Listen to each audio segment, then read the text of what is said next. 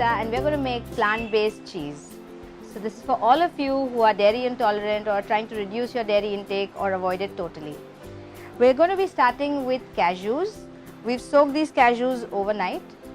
In case you're rushed and you don't have the time, you can just soak these in warm water for about 15 minutes and you can get the same swollen cashews that you need as your base. So either overnight or 15 minutes in warm water. Cashews are very creamy, so they are the best base for making this cream, and also on fermenting they give the closest texture of a cheese spread, so which is why we use cashews. We need water for blending the cashews. We're using rock salt and pepper. For flavoring, you could use basil, oregano or any of your favorite herbs and make this same cheese as a herb cheese by adding this towards the end.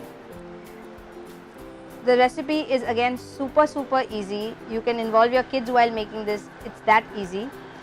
Of course, you do need to wait for it to ferment because that can't be hurried up. So we're going to put the soaked cashews. These are 1/3 cup soaked cashews. The thumb rule for the liquid content, which is water, is about half of the quantity of your soaked cashews. So I'm going to use half of 1/3 because I've used 1/3 cup of cashews. You can make this thicker or thinner based on the consistency you like, but the thumb rule is half of the quantity of the cashews. Salt to taste.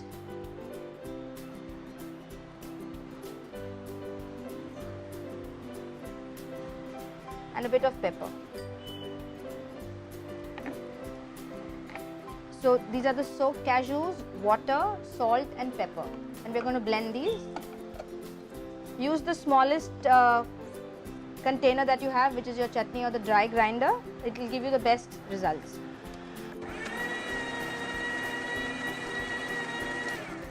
So we've finished blending our soaked cashews. This is what the consistency should look like, nice and smooth and creamy. And the key to making good cashew cheese is to ferment it well.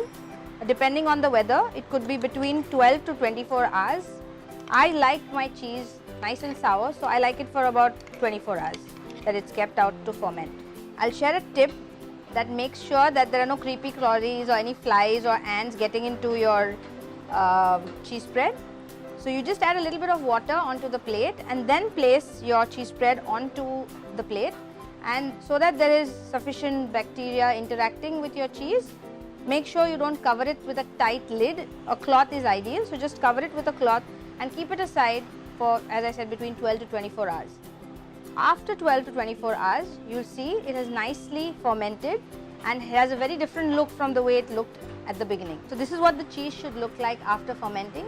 It will be slightly more aerated and a little different from the way it was before.